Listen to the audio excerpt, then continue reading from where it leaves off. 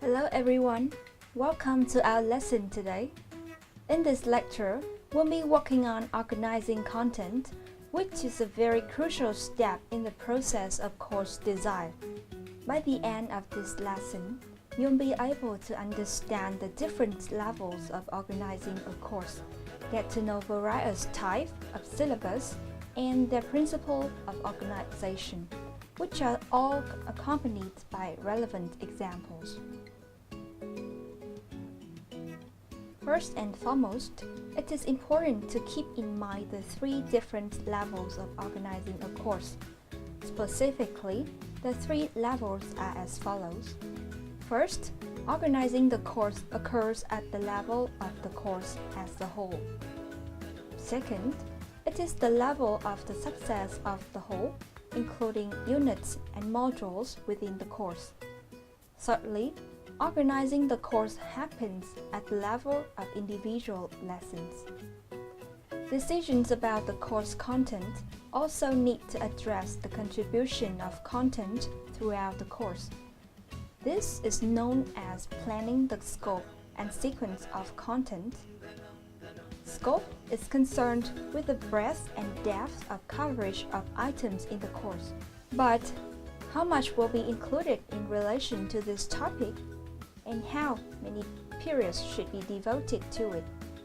The sequencing of content also needs to be determined.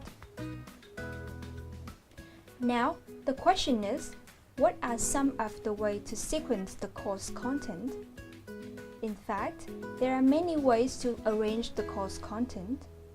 For instance, we can put the content in the order of complexity, which means we arrange it from the simple to complex. This is typically seen in relation to grammar content, but any type of course content can be graded in terms of difficulty. Some other ways of sequencing the course content may be in the order of chronology or time order or need. Content can be sequenced according to the order in which events occur in the real world. For example, in writing a course, the organization might be based on the sequence writers are assumed to employ when composing, such as brainstorming, drafting, revising, and editing. Content may also be sequenced according to when learners are most likely to need it outside of the classroom. Course designers may also consider the factor of prerequisite learning to organize the course. The sequence of content may reflect what is necessary at one point as a foundation for the next step in learning process. For example, a certain set of grammar items may be taught as prerequisite to paragraphing writing. Sequencing the content from whole to part or from part to whole is also a common way of course organizing. In some cases, materials at the beginning of a course may focus on the overall structure or organization of a topic before considering the individual components that make it up. Lastly, it is spiral sequencing.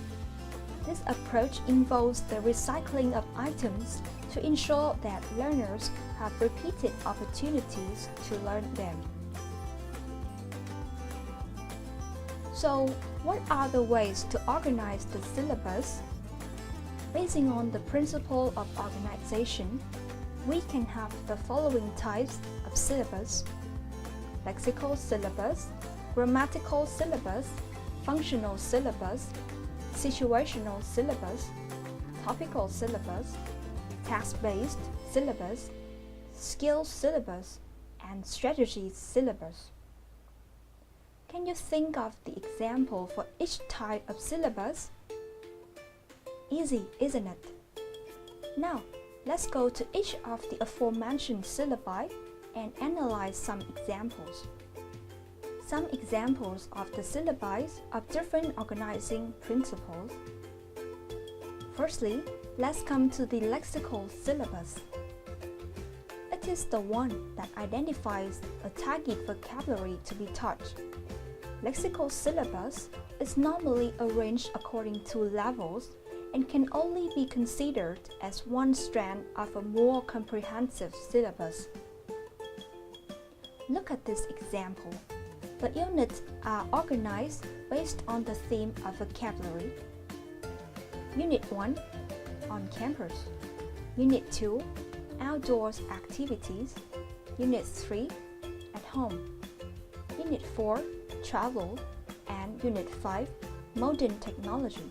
Another type of syllabus that we will analyze today is structural syllabus. It is organized around grammatical items and often used for beginners.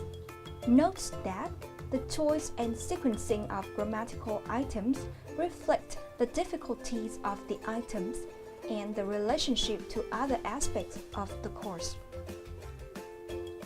Unit 1, the hotel and stuff. To be, demonstratives, personal pronouns.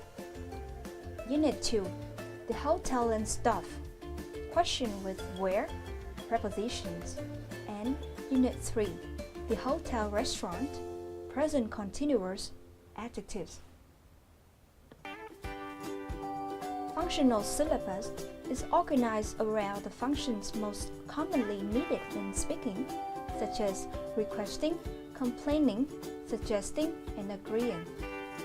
This type of syllabus focuses mostly on the real-life situation where language functions are the most important factors that make communication comprehensible. However, the syllabus is met with many criticisms. For example, people complain that students learning from a functional course may have considerable gaps in their grammatical competence because some important grammatical structures may not be elicited by the functions that are taught in the syllabus. Anyway, let's look at this example to see what a functional syllabus looks like. Unit 1, properties and shapes. Unit 2, giving instructions. Unit 3, measurement number 1. Unit 4, process 1, function and ability. Unit 5, process 2, actions in sequence. Unit 6, measurement 2, quantity. And Unit 7, process 3, cause and effect. Next, situational syllabus is organized around the language needed for different situations, which is a setting in which particular communicative acts typically occur. This type of syllabus is normally popular in travel books. Situational syllabuses have the advantage of presenting language in context and teaching language of immediate practical use. However, they are also subject to some criticism. For example, one criticism is that little is known about the language used in different situations. So, selection of teaching items is typically based on intuition. Plus, situational syllabuses often lead to a phrasebook approach and grammar is dealt with incidentally. So, a situational syllabus may result in gaps in students' knowledge. Let's look at this example of a situational syllabus. Unit 1, the sales report. Unit 2, the Thanksgiving letter. Unit 3, a telephone message. Unit 4, a memo. Unit 5, minutes. And Unit 6, the transfer. Skill-based syllabus is organized around the different underlying abilities that are involved in using a language for purposes such as reading, writing, listening, or speaking. This type of syllabus focuses on performance in relation to specific tasks. For example, Unit 1, organizing your study. Unit 2, improving your reading proficiency. Unit 3, taking notes. Unit 4, taking part in seminars. Unit 5, writing an essay, research in library. Unit 6, writing an essay, organization. Unit 7, writing an essay, presentation. The next type is topical syllabus. It is usually organized around themes, topics, or other units of content. Content, rather than grammar or vocabulary, is the starting point in syllabus design. It provides the vehicle for the presentation of language. In topical syllabus, maximum use of content to provide links and continuity across the skill areas. This kind of syllabus is praised for facilitating comprehension, addressing students' needs, allowing integration of 4 skills, and allowing the use of authentic materials. Now look at this example of a typical topic-based syllabus. Unit 1, on campus. Unit 2, outdoors activities. Unit 3, at home. Unit 4, travel. And Unit 5, modern technology. Task-based syllabus is organized around the tasks that students will complete in the target language. Those tasks have been specifically designed. While carrying out the task, students are set to receive comprehensible input and modified output. This is an example of a task-based syllabus. Unit 1, making arrangement. Unit 2, attending a meeting. Unit 3, taking part in interviews. Unit 4, buying and selling. Unit 5, dealing with orders. Unit 6, dealing with forms. Unit 7, using telephone and fax. As you can see, the units mostly focus on the tasks that resemble the real-life situations. This is based on tasks that have been specifically designed to facilitate second language learning, in which tasks or activities are the basic unit of syllabus design. Integrated syllabus is a combination of various priorities rather than absolute choices. All syllabuses reflect some degree of integration.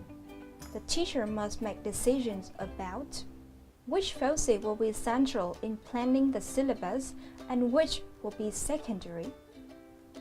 The macro level and micro level of the planning of the course. Also, the arrangement of the units and the arrangement of the contents of each unit. When organizing the course, please remember that you have to make choices, and there isn't the only right way to organize a course, although there are principles that can help provide order to the seemingly chaos of possibilities. And what you choose and how you organize it must make sense to you so that you have a basis for your decisions. When organizing a course, remember that you have to make choices, and there isn't the only right way to organize a course, although there are principles that can help provide order to the seemingly chaos of possibilities. What you choose and how you organize it must make sense to you so that you have the basis for your decisions. That is the end of this lesson. Thank you so much for your attention. See you again.